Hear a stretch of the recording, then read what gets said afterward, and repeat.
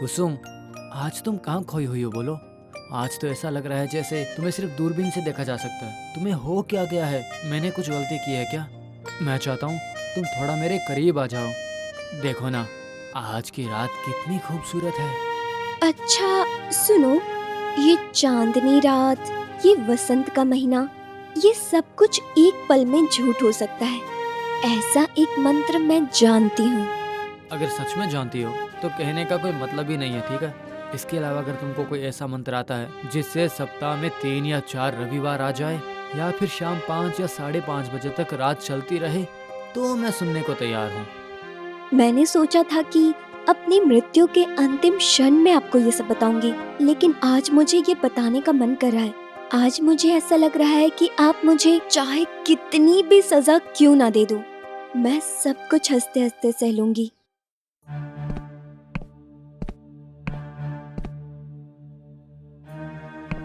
हेमंत, बहू को अभी घर से निकाल दो तुम।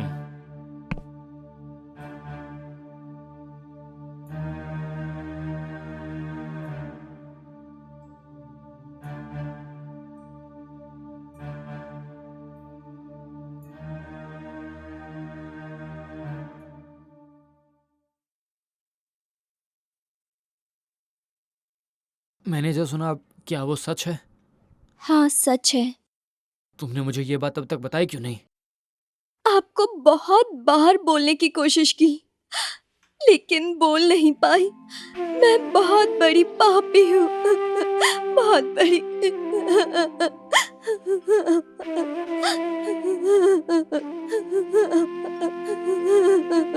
ठीक है, फिर आज तुम मुझे सब कुछ बताओ।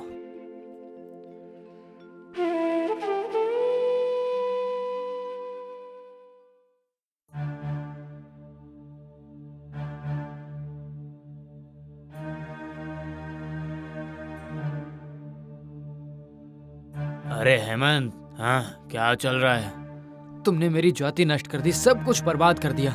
इसकी सजा तुम्हें भुगतनी ही पड़ेगी। और जैसे तुम लोगों ने मेरी जाति की रक्षा की है, मेरे समाज को बचाया है, हैं? हमारे हमारे पीठ पर हाथ रखकर हमें साहस दिया है, मानो तुम्हारे हृदय में मेरे प्रति प्रेम और सद्भावना भरा हो। हाँ, मैंने तुम्हारा क्या बिगाड़ा है? और अगर मैं तुमसे ये पूछूं कि मेरी इकलौती बेटी के अलावा मेरी कोई संतान नहीं है, तो मेरी बेटी ने तुम्हारे बाप का क्या बिगाड़ा है, बताओ तो।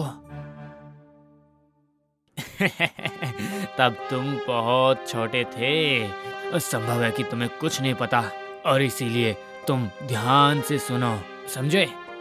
धैर्य रखना तुम, इसमें बहुत सारी बातें छिपी हुई है। मेरा दामाद मोहन जब मेरी बेटी के गहने चुराकर विदेश भाग गया था, तब तुम बच्चे थे। फिर 5 साल के बाद जब वो बैरिस्टर बनकर वापस आया, तब मोहल्ले में हंगामा मच गया था। मुझे तो लगता है कि शायद तुम्हें कुछ भी याद नहीं होगा, और शायद तुम्हें कुछ पता भी नहीं होगा, क्योंकि तब तुम कोलकाता के स्कूल में पढ़ रहे थे। तुम्हारे पिताजी तब इस गांव के मुखिया थे। सुनो भाई शंकर, अगर तुमने अपनी बेटी को उसके पति के घर भेजने का इरादा कर लिया है, तो तुम उसे वापस कभी भी घर में रख नहीं पाओगे। हाँ मुखिया जी, बस इस बार के लिए माफ कर दीजिए ना। मेरे दामाद अब सबके सामने पश्चाताप करना चाहते हैं, लेकिन आप उन्हें अब समाज से अलग मत करिए। नहीं, कभी भी नहीं। सिर्फ और सिर्फ तुम्हारे बाप की खुशी की वजह से ही मैं सब कुछ छोड़कर अपनी बेटी के साथ कोलकाता चला गया। उसने मेरे भतीजे की भी शादी को बर्बाद कर दिया, सब कुछ नष्ट कर दिया उसने। उस दिन मैंने प्रतिज्ञा की थी, अगर मैं इस अपमान का बदला ना ले सका तो ब्राह्मण का बेटा नहीं, मैं। तुम्हें तो याद तो होगा ही, जब तुम प्रेसिडेंसी कॉलेज में पढ़ते थे, तब हर रोज जिस लड़की को देखकर चल पड़ते थे ना, हमेशा तुम उसके पीछे पीछे जाते थे ना। असल में वो मेरे प्रिय मित्र विप्रदास चटर्जी के घर की आश्रिता मात्र थी। नाम था कुसुम। वो बाल विधवा थी, अनाथ कायस्थ लड़की। खैर अब जो भी हो, तुम दोनों का ये रंग इस बूढ़े की नजरों से बच नहीं सकता है। इसीलिए एक दिन वो इस मामले पर सलाह लेने मेरे पास आई। मैंने उसे तीर्थ यात्रा पर भेज दिया, फिर कुसुम को श्रीपति चटर्जी की बेटी के रूप में पेश किया। और उसके बाद क्या हुआ वो तो तुम्हें पता ही है, हैं? क्यों, क्या हुआ हेमंत, कुछ बोलोगे नहीं? आपने सब जानबूझकर मेरा इतना बड़ा सर्वनाश कर दिया, सिर्फ इसीलिए कि आप मेरे पिता से असहमत थे, इसीलिए? हाँ, आखिर मेरी बेटी ने तुम्हारे बाप का क्या बिगाड़ा था कि फैसला सुनाते समय तुम्हारे बाप ने एक बार भी नहीं सोचा? जानते हो हेमंत, ये पूरी घटना मेरे लिए एक छोटी सी कहानी की तरह है।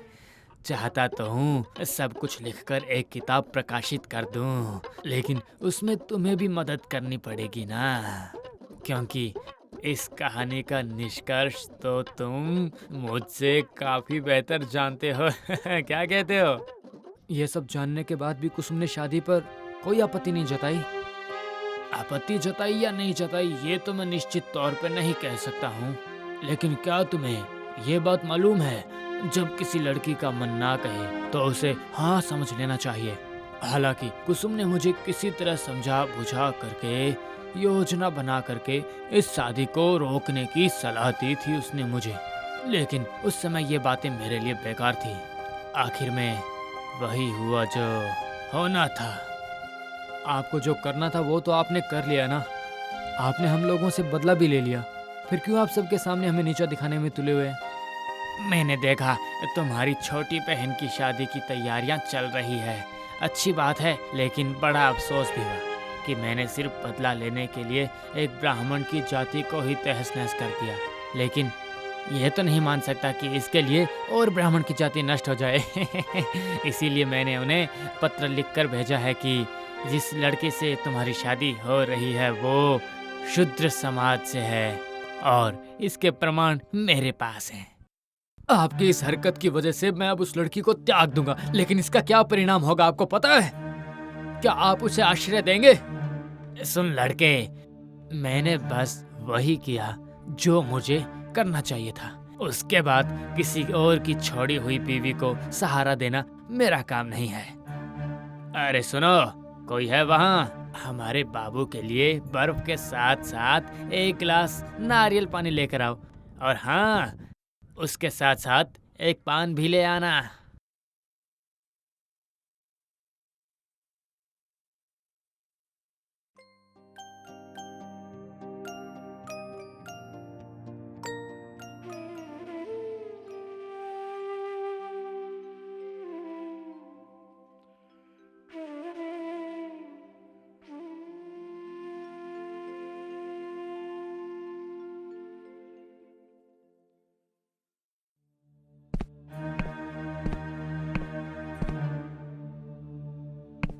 बहुत समय हो गया है अब और सब्र नहीं होता है। इस लड़की को अभी के अभी घर से बाहर निकाल दो।